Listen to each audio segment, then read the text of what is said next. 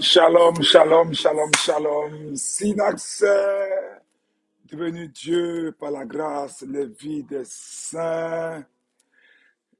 Que la grâce de Dieu soit sur vous. Nous sommes vendredi et comme tous les vendredis, j'ai mon habit sacerdotal pour l'intercession. Je crois que en ce milieu du jour encore, Dieu va nous bénir puissamment.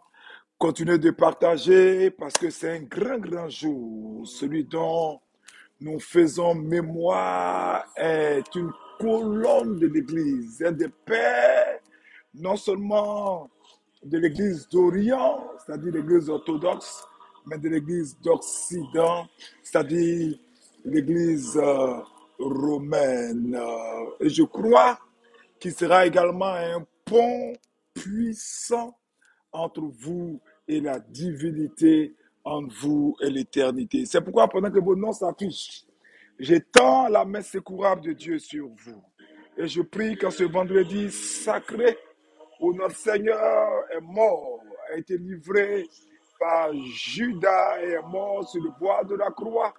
Que son sang vous rejoigne partout où vous êtes, pendant que vous partagez ces moments de grâce, pendant que vous vous connectez, que vous aidez d'autres personnes à se connecter, que ce clic que vous faites pour amener cette émission dans toutes sortes de groupes fasse rejaillir sur vous le sang, fasse éjecter sur vous la sueur, fasse répandre sur vous l'eau et tout cela ensemble qui ont jailli du corps de notre Seigneur Jésus-Christ sur le bois de la croix, sur votre corps malade, sur votre corps préoccupé, votre corps angoissé, votre corps qui vit des combats et des débats spirituels et même de la vie de tous les jours.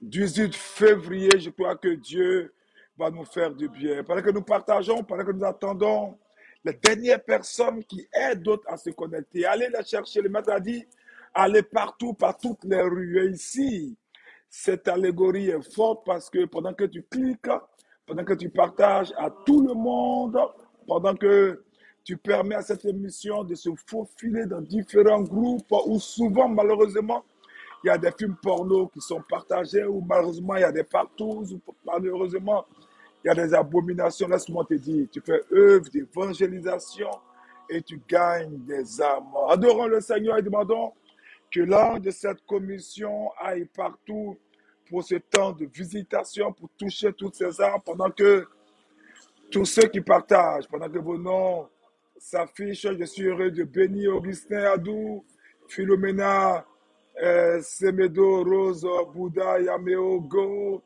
Emmanuel Yeshuran, Amikone, Semsa Semedo, Marie-Jeanne, Eloy, Yvette, Yamsa. N'oubliez pas, le principe de cette émission, c'est vrai d'envoyer les Amen, mais il faut envoyer votre requête de prière. Ce soir, je vous dis la vérité, ce n'est pas un saint ordinaire. C'est quelqu'un que le ciel écoute.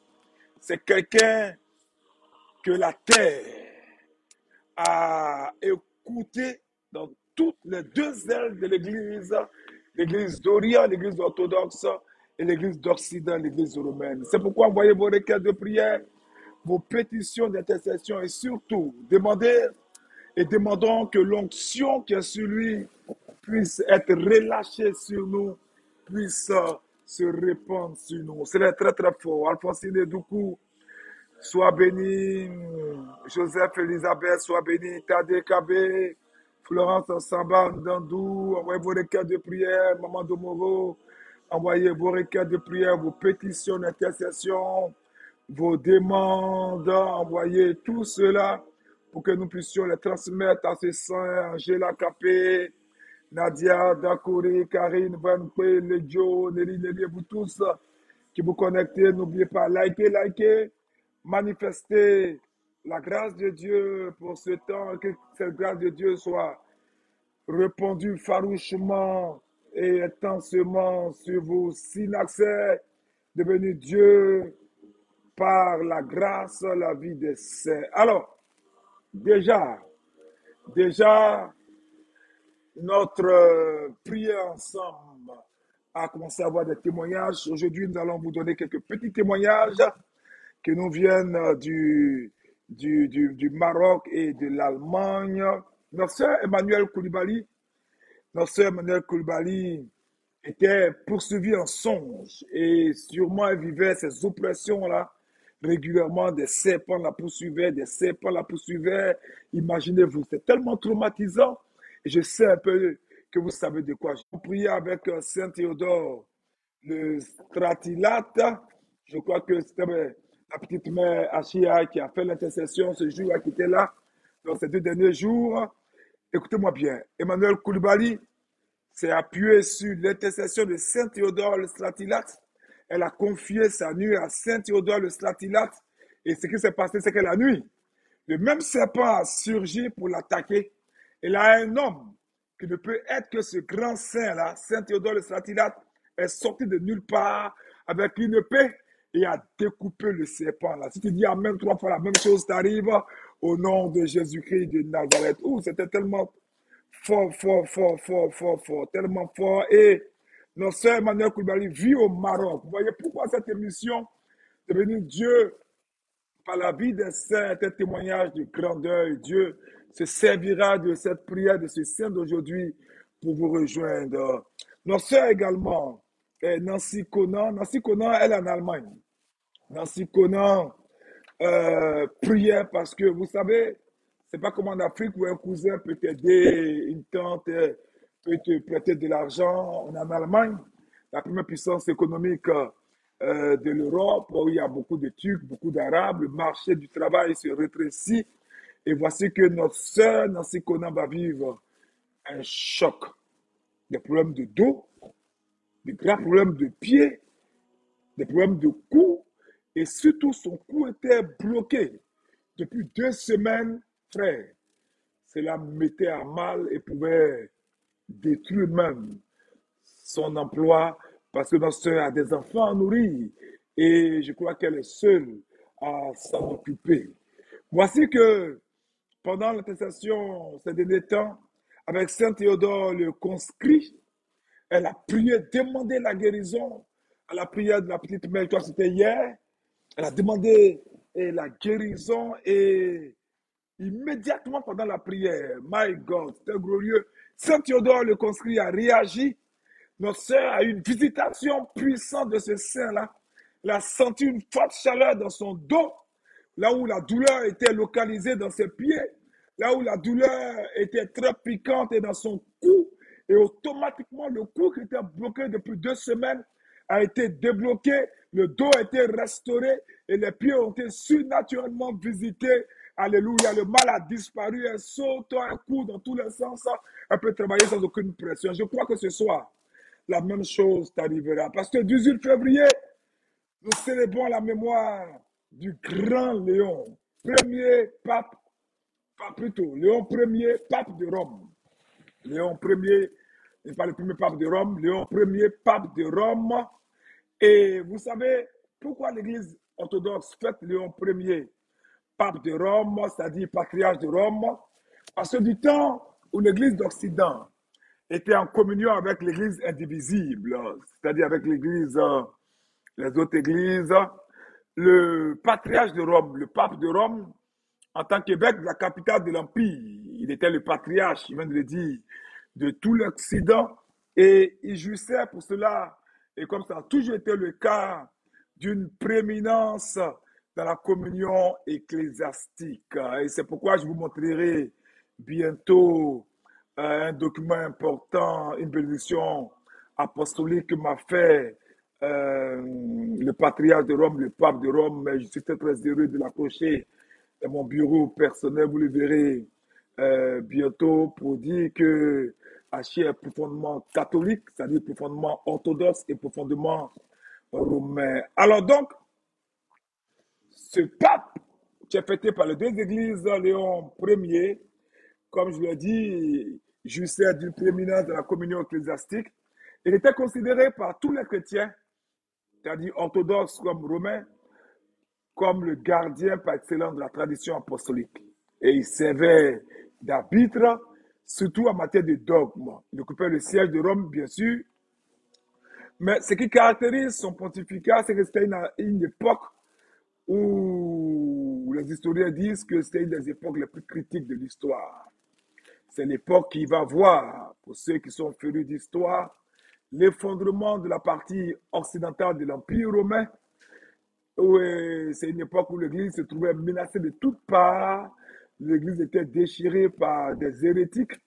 Et Saint Léon va savoir, dans cette atmosphère délectaire, proclamer la sainte doctrine de la vérité, va mettre tout son soin pour préserver l'unité de la Sainte Église. C'est pourquoi, je le dis, il est justement vénéré en Orient comme en Occident, sous le titre, même dans l'Église orthodoxe, de Saint Léon le Grand. Pour son histoire, pour sa naissance, pour sa biographie personnelle, avant d'arriver à ce monument de travail, à ce prodige qu'il a été dans l'Église individu. Il est né à Rome, dans une noble famille, une famille très riche, et très tôt, il va entrer dans le clergé et il ne va pas tarder à recevoir, à cause de son travail, de son intelligence, de sa sagesse, il va recevoir rapidement la dignité d'archidiacre de l'Église de Rome. Oui, puisque avant, vous savez, avant la réforme du Concile Vatican II, il y avait les archidiacres, il y avait les sous-diacres dans l'Église romaine également. Donc, c'est une charge qui va l'amener à prendre déjà archidiacre une part considérable dans toutes les affaires ecclésiastiques et il va être au cœur, il va essayer de régler toutes les controverses doctrinales de son temps.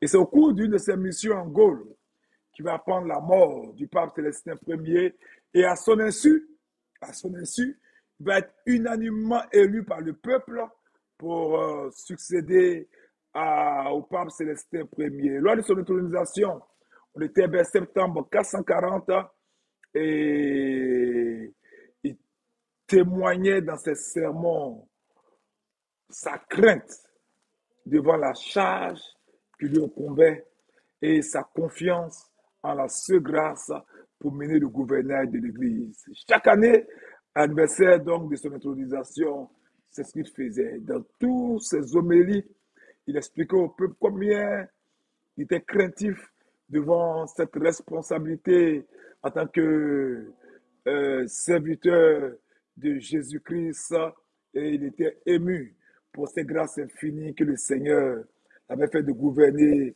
l'Église d'Occident.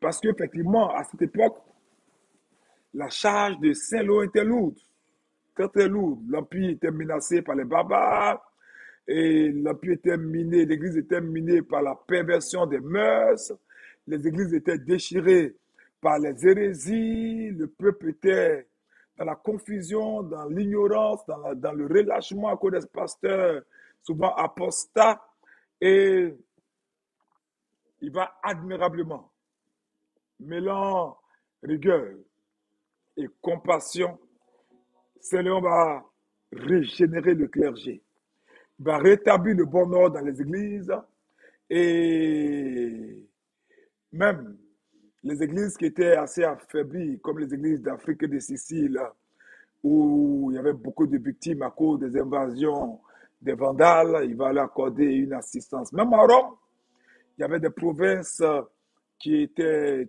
touchées fortement par la pauvreté, par des hérésies, par des déviations. Il va consolider l'autorité de l'Église dans ces provinces-là et en Thessalonique. Il va également consolider l'autorité du métropolite de Thessalonique. Il va restaurer aussi le respect de la hiérarchie ecclésiastique de l'Église de Gaulle. Et c'est quelqu'un qui jouissait d'une intelligence hors pair. Il va exposer, dévoiler les hérésies de ceux qu'on appelait les manichéens. Il va donner aux évêques et aux prêtres l'exemple du bon pasteur par une vie irréprochable, par le soin qu'il mettait dans l'organisation du culte divin, par ses homélies, par ses sermons qui étaient d'une éloquence, mais j'ai envie de dire d'une sobre éloquence. Et à l'occasion des différentes fêtes de l'année liturgique, le peuple était ravi de l'écouter. Il édifiait, prêchait avec révélation au peuple et il interprétait les mystères de la foi et exhortait le peuple à mener une vie conforme aux principes évangéliques. Et quand les gens l'écoutaient, les gens donnaient leur vie à Dieu, les gens se détournaient de leur mauvaise vie, les familles se réconciliaient. Au-delà même de toute cette œuvre pastorale qui est immense, c'est surtout dans le domaine dogmatique que Saint-Léon va mériter les honneurs de l'Église. Il y a eu tellement d'intrigues, il y a eu tellement d'hérétiques que Saint-Léon va, va prononcer des condamnations de certains hérétiques qui attaquaient des véritables saints vénérés par l'Église orthodoxe comme Saint Flavien, qui était attaqué par des hérétiques comme Étichèse. Il va s'empresser partout où il le pouvait de convoquer des conciles des évêques d'Occident pour annuler des assemblées iniques, pour rétablir la véritable foi concernant les Christ. Par exemple, il y a eu un pseudo-concile qui s'est tenu en Éphèse et Saint-Léon va adresser une lettre admirable au patriarche Saint-Flavien de l'Orient avec qui il était vraiment en communion. Et Saint-Flavien était attaqué par ces hérétiques-là qui avaient convoqué ce pseudo-concile. et il va exposer en toute clarté la foi d'Église en la divinité de Christ. Il va écrire ceci. Pourquoi nous fêtons ce monument, ce pont entre les deux églises? C'est pourquoi par sa prière aujourd'hui, je crois, si quelque chose ne t'arrive pas, change ta vie. Écoutez ce qu'il va écrire. Écoutez ce qu'il va écrire. C'est pour que souvent nous écoutions les enseignements des pères, que nous comprenions que c'est important que nous qui sommes chrétiens, surtout de la source apostolique romaine et orthodoxe, nous travaillons main dans la main pour faire avancer cette belle église laissée par le Christ, pour faire avancer les idéaux de la Théotokos, de la Vierge Marie, des saints, des anges auxquels nous croyons, et pour éviter d'autres interprétations. Il va dire ceci, et je cite, je n'enlève rien, je cite Saint Léon, et je crois que ce dogme qui est prononcé par lui avec une telle clarté, vous allez voir comment ça a été fait, et quand nous allons prier ce soir, je crois que Saint Léon agit toujours avec Saint Pierre. Quelque chose de glorieux t'arrivera. Partage donc, envoie ta requête de prière, envoie ta pétition d'intercession, envoie surtout ta demande d'un exaucement immédiat et que tu demandes pour toi et tes enfants une sagesse excellente. Il dit ceci, il va écrire, il va exposer, comme je le dis, avec clarté la foi de l'Église à la divinité de Christ. Il va dire, je cite, la propriété de deux natures, divine et humaine, reste donc entière, mais se réunissent à une seule personne. La majesté, c'est lié à l'humilité, la puissance à la faiblesse, l'éternité à la mortalité, afin de pouvoir payer la dette que nous avions contractée. La nature inaccessible à la souffrance s'est unie à celle qui peut souffrir. Et comme il fallait pour nous sauver, Jésus-Christ fait homme, seul médiateur entre Dieu et les hommes, a pu mourir de sa nature humaine en demeurant immortel dans sa nature divine. Il va dire après par la suite, il a pris la forme de la servitude sans la souillure du péché, rehaussant l'humanité sans amoindrir la divinité, car cet abaissement par lequel l'invisible s'est rendu visible et le Créateur Seigneur de toutes choses a voulu devenir l'un des mortels, a été une condescendance de sa miséricorde et non une diminution de sa puissance. Le Fils de Dieu est donc venu en ce monde, descendant du séjour céleste, mais sans abandonner la gloire de son Père. Et il est né dans un nouvel ordre de choses et par une naissance nouvelle. La même personne est donc à la fois vrai Dieu et vrai homme. Et cette unité est très véritable, car on y retrouve en même temps l'humanité de l'homme et la grandeur de Dieu. L'Église catholique vit et se perpétue par cette croyance que dans le Christ Jésus, l'humanité n'est pas sans véritable divinité, ni la divinité sans véritable humanité. Oh my God! C'est tellement profond, tellement beau, tellement puissant. Et on raconte que Saint Léon a écrit cette lettre inspirée par le Saint-Esprit après de longs jours passés dans le jeûne, la veille et la prière. Et après avoir écrit cette lettre, il va aller le poser sur le tombeau de Saint-Pierre et il va conjurer le coryphée. Qu'est-ce qu'on appelle le coryphée? C'est le nom en fait que depuis les apôtres donnaient à Saint-Pierre, ça veut dire porte-parole. Il va conjurer le coryphée des apôtres de corriger sa lettre de toute erreur qui aurait pu s'y glisser par suite de la faiblesse humaine. Et au bout de 40 jours, le saint apôtre va lui apparaître pendant qu'il priait, il va lui dire, j'ai lu et j'ai corrigé. Vous comprenez pourquoi ce soir nous prions pour vraiment cette unité entre orthodoxes et romains, cette unité entre orthodoxes russes, entre orthodoxes grecs d'Alexandrie, entre orthodoxes de Constantinople, pour que l'Église soit toujours belle. Cette lettre, il va la remettre à tous ses légats, à tous ses évêques, pour être lu au concile d'Éphèse. Et les hérétiques vont essayer de l'écarter.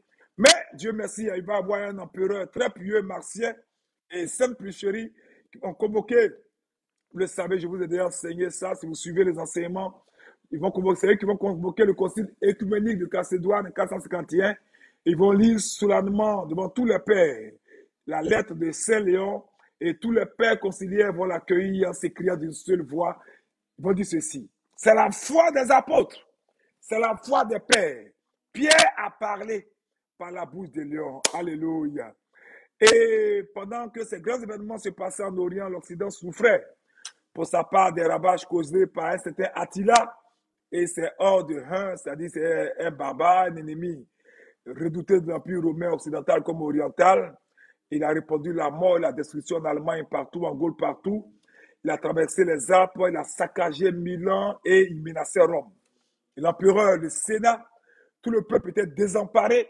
Alors ils vont supplier le pape Léon d'entreprendre une démarche de paix auprès du tyran barbare qui faisait trembler tout le monde. C'était le Hitler de l'époque. Alors, le pape Léon va se revêtir de ses ornements pontificaux et à tête d'un imposant cortège de prêtres et de diacres chantant des cantiques, va se présenter devant Attila. Écoutez-moi très bien.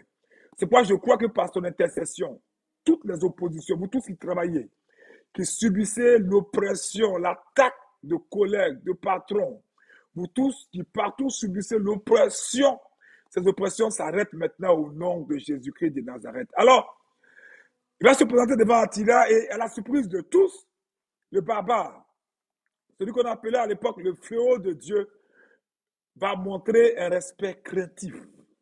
Et il va accepter de retourner, moyennant un tribut annuel. Et quand ces soldats étonnés vont lui demander, mais pourquoi vous avez montré cette clémence inaccoutumée, Attila va leur répondre qu'il a vu aux côtés du pape l'apôtre Pierre tenant une épée à la main et le menaçant d'un air terrible. C'est comme ça que Rome va être miraculeusement épargnée, mais pour peu de temps parce qu'après, bon. Donc, je m'arrête là pour vous dire, dans ces 3 minutes qui nous restent pour l'intercession, on ne dure pas quand on parle d'un si grand saint. Un pont entre les 2 colonnes, les 2 ailes de l'Église véritable, que sont l'Église orthodoxe et l'Église romaine. Et bien sûr, ce sont ces 2-là qui ont donné naissance à nos frères protestants et évangéliques. Quelles que soient les factures de l'histoire, nous prêchons tous Jésus et par l'intercession de Saint Léon, je prie. Et nous ensemble là-bas, prions pour l'unité dans nos familles, pour l'unité dans toutes les églises, pour que la communion règne dans les églises. Que ce soit les églises orthodoxes, que ce soit les églises romaines, que ce soit les diocèses, les paroisses, entre les prêtres, les évêques, entre les prêtres, entre eux, entre tous les serviteurs, entre tous les ouvriers sur nos paroisses, entre tous les dirigeants, que la paix et la communion règnent, dans tous les couples chrétiens, que la paix et la communion règnent, que par l'intercession de Saint Léon, la grâce soit manifestée. Partout où vous êtes, c'est le temps de l'intercession. Élevons la voix et prions, prions par l'intercession de Saint Léon pour que cette grâce-là soit répandue. Demandons que par cette vénérable intercession et l'intercession de tous les saints de ce jour, que la grâce nous soit manifestée. Vous tous qui êtes connectés, vous tous qui nous suivez, nous sommes à Synaxaire, devenu Dieu par la grâce, l'histoire des saints, la vie, le témoignage, ce saint homme de Dieu parle par elle-même. C'est pourquoi je prie que la grâce de l'humilité, la grâce de l'intégrité, la grâce de la droiture, la grâce de la loyauté, la grâce de la vérité nous soit communiquée au nom puissant de Jésus-Christ de Nazareth en toute situation où notre caractère souffre d'orgueil, de suffisance, de lâcheté, de fausseté, de trahison, de commérage, de colère pour fuir les débats. Je prie que par l'intercession de Saint Léon le Grand et de tous les saints de ce jour, nous obtiendrons par les mérites de sa vie de sainteté notre délivrance au nom de Jésus-Christ de Nazareth. Notre délivrance dans les paroisses, notre délivrance dans les diocèses, notre délivrance dans les églises, notre délivrance et que la vérité se fasse, que l'église d'Alexandrie, l'église grecque d'Alexandrie reconnaisse son erreur d'avoir reconnu le Thomas donné par l'église grecque de Constantinople à une minorité en Ukraine pour se mettre à la table des discussions entre les grands Irak pour que la communion se fasse dans l'église indivise, que partout où les fidèles sont pressés par des prêtres, par des pasteurs pédophiles, violeurs, qu'ils soient exposés au nom de Jésus-Christ de Nazareth. La fausseté, la lâcheté, l'orgueil, exposer tous les ennemis de la véritable église à l'intercession de Saint Léon, tous ceux qui sont dans les sectes occultes, dans le mensonge, dans les fétiches, dans les bois sacrés, qui sous le couvert de fêtes, de générations, manipulent, mentent, font des adorations, qu'ils soient pasteurs, prêtres, religieux, religieuses, que Saint-Léon les expose au nom de Jésus-Christ de Nazareth et surtout lui accorde la grâce d'une conversion véritable. Nous prions ce soir pour la grâce d'une vie irréprochable, pour que ce soit dans notre vie, nous puissions, comme Saint-Léon, répéter ces paroles du Seigneur. C'est bien, bon et fidèle serviteur. Tu étais fidèle en peu de choses, je te confierai beaucoup de choses. Entre dans la joie de ton maître. Que Dieu nous accorde sa grâce. Ne retournons plus à nos vomissures. Nous ne voulons pas être coupés de la grâce car nous connaissons les conséquences d'une telle attitude. Que Dieu nous accorde la grâce aujourd'hui de nous maintenir sur le chemin de la sainteté pour la gloire de son nom. Oh Dieu, accorde à tes enfants, nous tous connectés en ce milieu du jour, la grâce du jeûne, la grâce de la persévérance dans la prière, la grâce d'éveiller personnel à l'image de Saint Léon le Grand, que l'Église arrête de se fouvoyer dans le mensonge de la théologie pour se remettre à genoux dans la prière, dans le jeûne. Oh Dieu, que l'Église qui par le passé, cette Église que tu as voulu une, sainte, catholique et apostolique, et qui est divisée par notre intercession pour tous qui êtes connectés, que la division, la séparation qu'il y ait du décès des hommes par l'intercession de Saint Léon le Grand et de tous les saints de ce jour, que tu accordes à tes saintes églises la grâce de l'unité, de la réconciliation, de la diversité